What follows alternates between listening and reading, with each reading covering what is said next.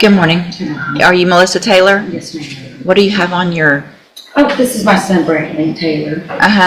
Why'd you wear that this morning?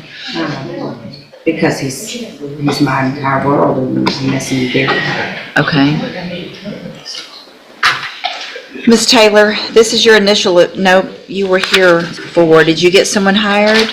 Ma'am? Did you get someone hired? No, I have contacted 4 different attorneys. I have the printout paperwork. I've got all the information.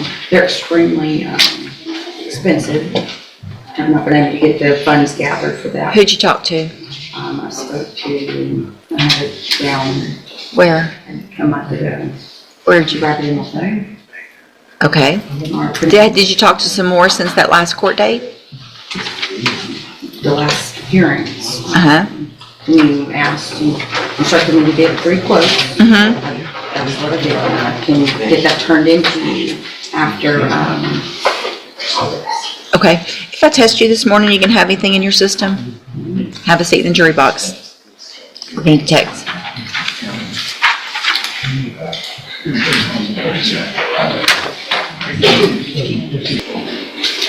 Ms. Taylor, you tested positive for amphetamines, methamphetamines, and ecstasy.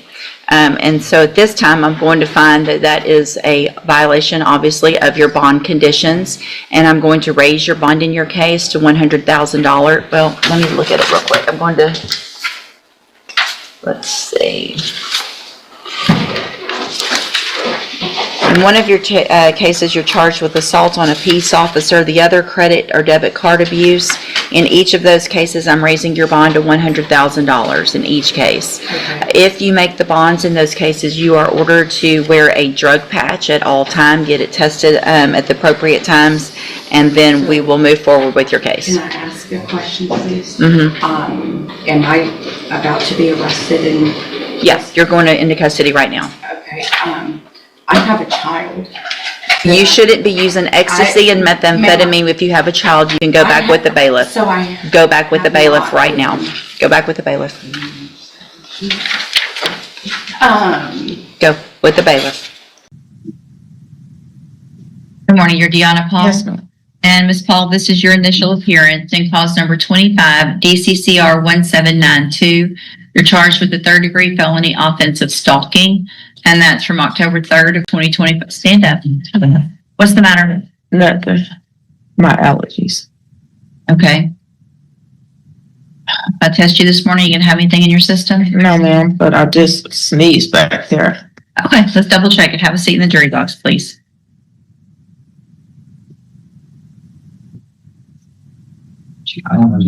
So, Ms. Paul, I received a note that you refused to take a drug test. Yes, ma'am, because I leaned against the thing. I just finished sneezing back there, and I felt like I was being singled out. I know I have alcohol in my system. So from here, the night before. So let me explain. If you don't test, and let me see what is or is not in your system, I'm going to assume that you're positive, Okay. and I will raise your bond for sure, and you'll go to jail. Okay. So do you want to take the test and let me see what's in your system? I don't have anything in my system besides alcohol. Then go take the test. I can't pee. We're going to give you some water. I just had water. Then you want me to go ahead and send you to jail? I don't know. You haven't even finished running down my charges to me. What? Running down my charges to me. What do you mean? What I was here for, or if I'm going to get a lawyer, and all that. First things first is I'm ordering you to take a drug test. If you refuse the drug test, then you're refusing a court order, and I'll raise your bond and you'll go to jail. Then you'll have an attorney come visit you in jail, and they'll go over all of the charges. If you want to take So your I can time. bond out. Yeah, your bond's going to be raised, though. But could I bond out today? That's what I'm asking, because You don't know what I'm going to set your bond at I'm yet. trying to go to work. Well, then you should probably take the drug test. Just try. Because the more you refuse to do it, the more concern I have, and probably the higher your bond's going to be. I'm just worried about getting back to my kids and going back to work because Then take the drug test. So either there's something in your system other than I have alcohol. something in my system. I Right. said that. You said you have alcohol. Yes, ma'am. I'm not worried about that right now. Maybe some weed. Take the test. Let me see what's in your system. Just weed. Okay. I want to see what's in it. Take the test. And then we'll decide. Just because you test positive does not necessarily mean that I'm going to raise your bond, but we're going to have some discussions depending on what's in your system. So if you want any opportunity today to walk out that door instead of that door, go take the test. Otherwise, I'm raising your bond right now. I can sit and see if I can pee. Go try.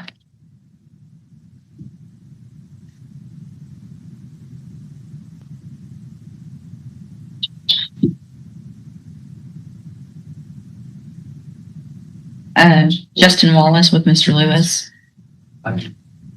Okay, so you've refused again. I didn't refuse. I told him that I couldn't go. I Well- refused for the second. There's no way that after a couple hours you can't go a little bit. So I'm going to find Miss Paul based on your,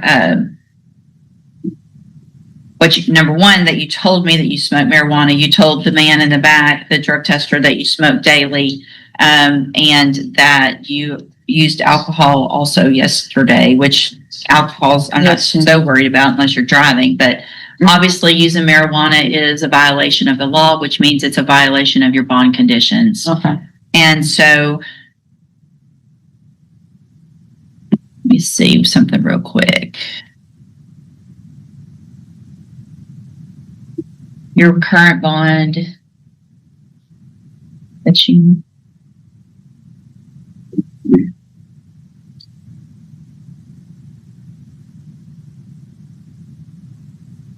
I need to take a look at probable cause affidavit. Give me just a minute to get you more information about you and your case, and then I'll decide what to say your new bond at. Miss West, can I say, I know that I'm going to jail today. That's fine. But I feel like I've been the victim in this and I have the proof. I'm just overwhelmed at this point with the whole situation. Well, because the girl is still harassing me. Have you called the cops? No, but I have the proof of her going to my job recently. Letters from my job and her job. All right, just hold on. You're going to need to tell all that to a lawyer. That's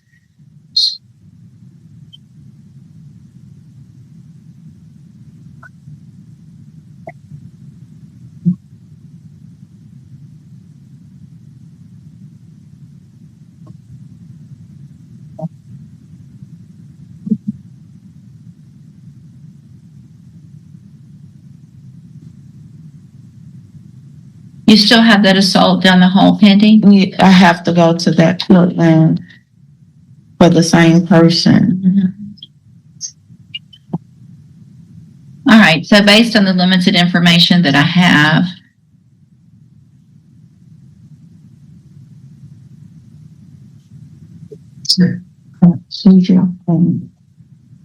Jeez.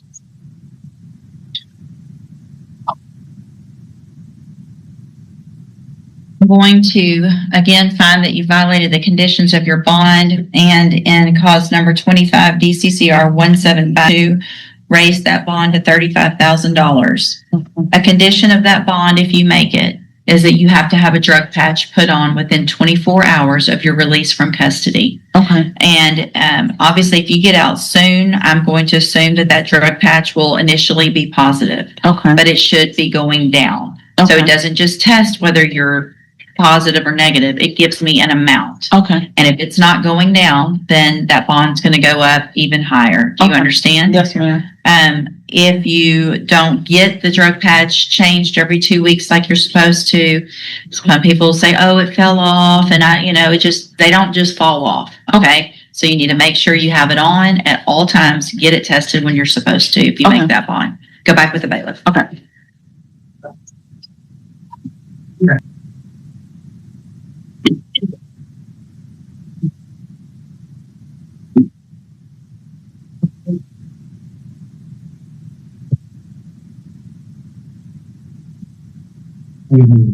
Good. You're Robert Felix. Yes, ma'am. And come on up, ma'am. Let me get this pulled up here.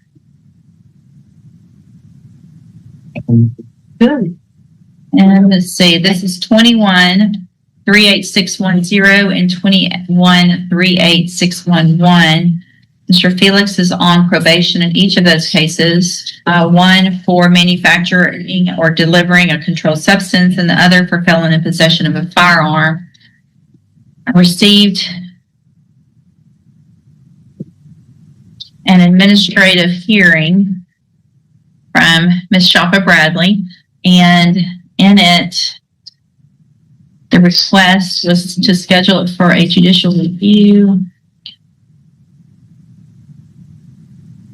So you were in custody and released December 18th, and the stipulation was that you have a GPS monitoring device with zero tolerance. And it looks like there have been several issues with that monitoring company, that the battery either hasn't been charged properly.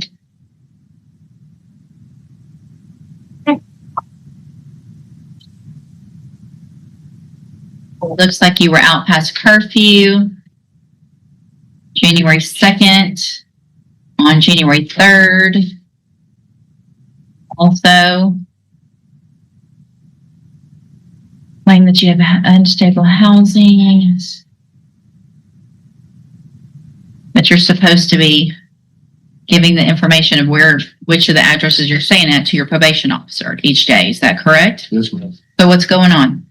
I let her know the address I'm staying at. Anytime I was out past curfew was because of work purposes. I was doing that. I gave her the receipts of proof for that. I have a job right now at Sparkling Image, looking on my city. At where? Sparkling Image Wash Depot, and I also DoorDash.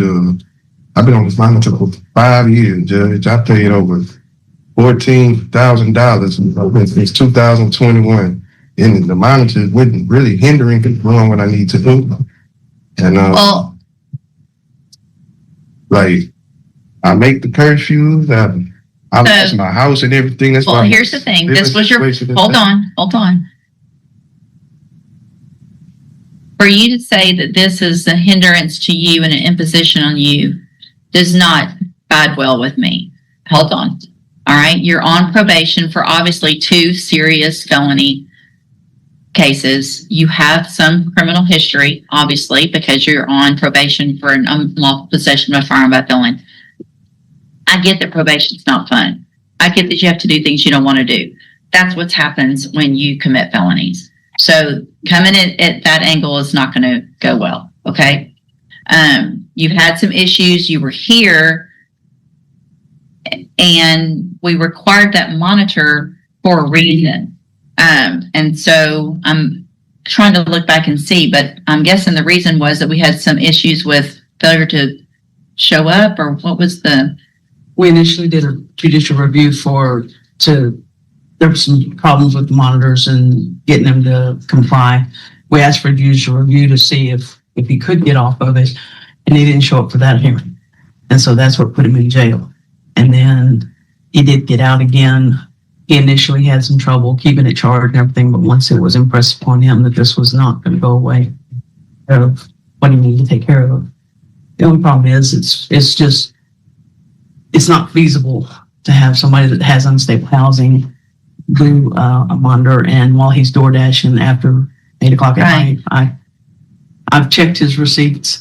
He does DoorDash. He's got receipts saying that he has, I didn't check every single one, Judge, but I've spot checked, and he is he's doing it. He's going to school, but this monitor is not acceptable way for me to try to supervise him. Okay. So do you think it would be easier for him that you could actually supervise better without it? I do. Okay. All right. And here's the thing. It sounds like, Mr. Joseph, if you had the other time you were supposed to be here, that was probably what was going to happen. And then I got mad that you didn't show up, and I'm going to make you keep the GPS. You see, the consequences just get worse and it could have been better. I showed up last time. They sent me to a different courthouse in Port Arthur. I had the paperwork and everything. I've been screaming for help for years. I've been doing everything. You've been coming to, what court you're supposed to come to when it's my date for you to come to court, because you've been coming since you've been on the probation. So that's not, if there's an issue here where you're supposed to be. I just followed the last directive order. They sent me to Port Arthur. Who's they? I had the info. I So can't. here's the thing, things are going kind of well for you. You probably should quit coming up with excuses. Okay? Because it's probably one of my number one pet peeves. It's just to keep coming up. Just take the personal responsibility. Went to the wrong place. Should have asked a bailiff. You know where the 252nd District Court is. You know the judge that's you're on probation for. So I'm going to, it sounds like you've got some really positive things going on and that you were in a bad place and you're working hard to get out of that. This isn't meant to make it harder on you, but you have to follow the rules and you have to show up, stay in touch. It sounds like your probation officer is willing to work with you through all of this kind of turmoil, but you not having a steady place to live. So take advantage of the fact that you've got a good one that's willing to work with you. Make sure you stay in touch with her. Let her know where you're staying. I know that's difficult because if you're changing places, you got to keep telling her. But keep doing all of that, you're going to be fine. Okay. So I'm going to I will allow the order that the GPS monitoring device be removed. That makes it all the more important, though, that you stay in touch and she knows what you're doing, where you are, and all of those things. Okay. All right. You're free to go. Thank you, ma'am.